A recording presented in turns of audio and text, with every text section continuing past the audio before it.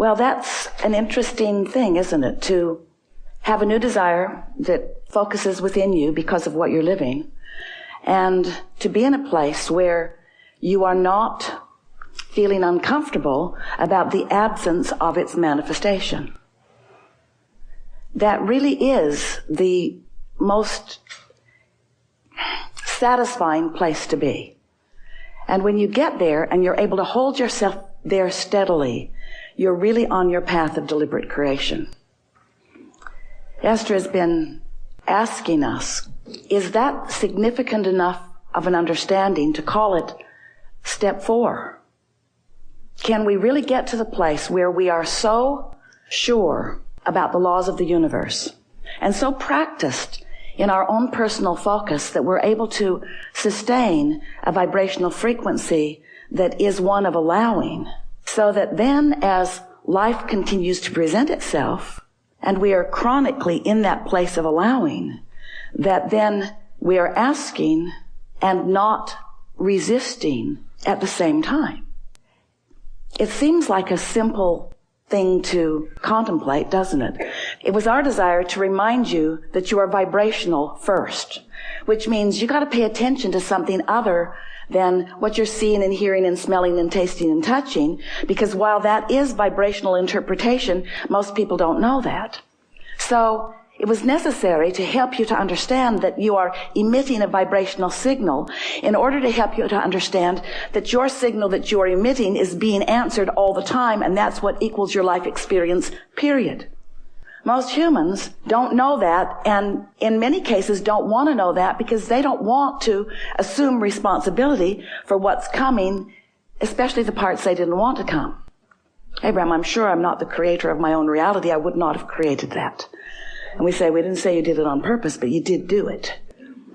You did do it. Sounds a little blameful, doesn't it? You did do it. But when you realize that you have creative control of your experience because you have vibrational control of your experience, because you have focused control of your experience, because you have the ability to focus, then you say, all right. But then when it's hard, you say, not all right. This shouldn't be this hard. This shouldn't be this hard. And then you say something, which is the last thing we ever want to hear from you. I'm not good at this. But you are good at it. You just don't know you're good at it. You just haven't practiced being good at it in the way that really gives you the clarity. And that's really what we're going to be talking about here today. If you've been following us for a while, you've heard us say that you are the creator of your own reality, blah, blah, blah. Enough of that. And that you live in a vibrational universe, blah, blah, blah, blah, blah. Enough of that already. But you do, and you are. So, blah, blah, blah. So, here you are, the creator of your own reality. And life is constantly throwing things at you, isn't it? Well, it's not really like that. Life is happening around you, and you're observing, but it really isn't after you. It's not testing you. It's not challenging you. It's just being around you for you to observe. It's just this magnificent palette for you to play in. And you are participating in it through your observation, through your memory, through your awareness, through your conversation. You're participating in it. And as you are doing that, you are coming to lots of conclusions, many and every day, of what you want. Because life helps you to know what you don't want. You know what you don't want. You know what you do want. You know what you don't want. You know what you do want. It's just this wonderful variety or contrast that helps you to come to important personal conclusions. So these conclusions happen within you, and we've been calling that step 1 because the variety, the contrast that surrounds you causes you to ask for what you want, whether you use words or not. You just constantly keep coming to personal preferences. You were born like that. You've always been like that. You will never stop being like that. We want you to accept that you are like that. It's a good thing. Step 1 is a really, really good thing. You're asking constantly. It is the basis of the expansion of the universe. It's a wonderful thing. So you're asking, step 1. Step 2, not your work. That's where law of attraction and the source within you answers what you're asking for. When you emit a signal, the signal is answered. But your discomfort is that there often appears to you to be quite a time gap between your asking and the universe answering. But there is not a time gap between the answer. There's just a time gap between you getting up to speed with the answer. You say, hey, Abraham, that can't be right because I want it. I'm paying attention. If it were there, I would know it. And we say, it comes in a vibrational form first. And you say, oh, so that's the catch. You're giving me something vibrational that I can't see or hear or smell or taste or touch. So you can say all day that when I ask, it is given. Write a book about it if you want, Abraham. You can say that all day, but to me it doesn't feel like it's being given. And we say that's because you're in a different frequency from what you're asking for. You have to line up with what you're asking for. In other words, when you want more money because you clearly do not have enough, when you feel frightened or bound or in trouble financially or just not satisfied, when you feel that way, you are that way. And you say, no, I feel that way because I am that way. And we say, no, you am that way because you feel that way. In other words, it works differently than you think it does, but you've been observing it for so long, you don't know which came first. But what comes first always is your vibrational countenance. And then the manifestation just matches what you feel like. So if you want more money and you feel like you don't have enough money, you can ask all day, all day, all day, every day. You can write long lists of it. But if in your belly, if in your being, if you're feeling the fear or the absence of money, then you've got a vibration going that's different from the answer that you seek. You want more money, but your vibration says, I don't have enough. And the universe says, and law of attraction answers you with what you're feeling. So a lot of our physical friends, especially in the beginning, say, well then, it doesn't seem like I can get there from there. It doesn't seem like I can get to where I want to be from where I am. Because if I am missing something that I want, and I'm aware that I'm missing this thing that I want, then how do I get there? And we say, you have to feel like it feels to have it.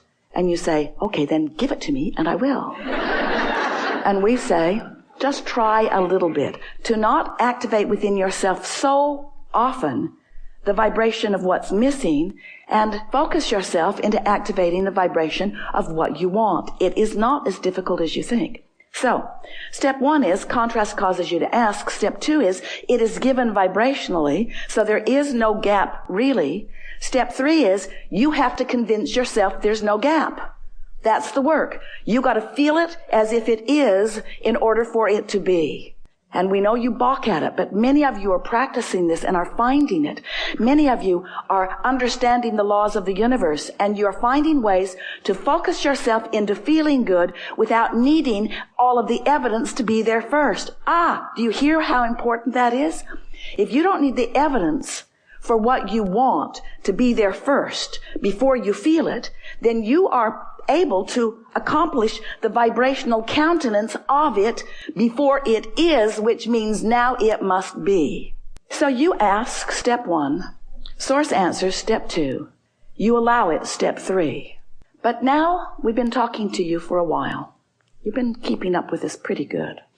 And we're saying to you that if you don't try so hard, if you just accept that you are naturally good-feeling beings, and when you wake up in the morning, before you start thinking about the things that you've got to do that you don't want to do, before you start remembering the injustices of yesterday or 10 years ago, before you remember that you're going to that place today to work that you really don't want to be, before your kids get up, before any of those things happen that challenge your sense of well-being, if you can get hold of that sense of well-being and just sustain it for a little bit with really general thoughts, because if you get specific, it usually doesn't work as well.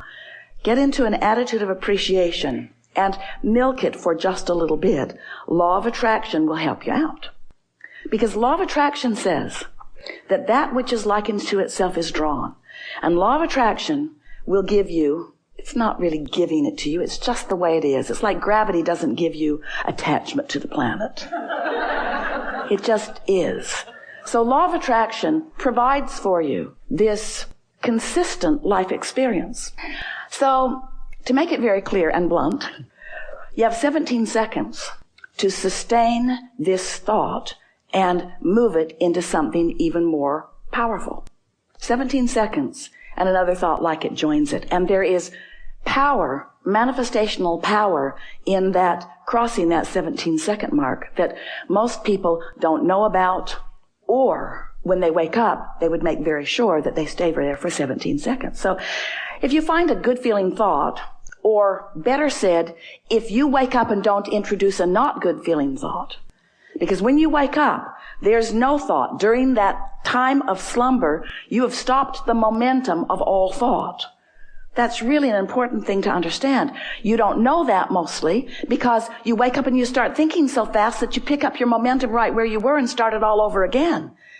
But when you slumber, momentum of thought stops. Law of attraction is suspended for you. Your point of attraction is no longer attracting. So when you wake up, you have a really good possibility of getting out of the bed on the right foot. Getting out on the right side of the bed. These are your words. We don't like them very much, but we thought you'd relate. You have a very good possibility of getting the vibration going the way you want it to go. And your best possibility is first thing in the morning. First thing in the morning, before there is any other momentum going. So we've been talking about this for a while. And Esther really listened. So she decided that she was going to wake up on that first morning and she was going to sustain her good feeling that she had awakened with. And she didn't make it until breakfast. Quite annoyed with herself, which didn't help. But the next day, she tried it again and didn't make it much past breakfast. Then she discovered that if she just wouldn't read her email, it would help. So her dominant intent became to sustain this feeling of well-being as long as I can. Just sustain it. And what she began noticing about the second week and third week and fourth week of doing that was that not only was it easy to find and maintain that frequency of feeling good, but there were all kinds of other benefits that began coming to her that these words won't give to you. You have to do it and find it yourself because words don't teach. So we're just explaining to you what Esther experienced. She found a new clarity that was not within her before.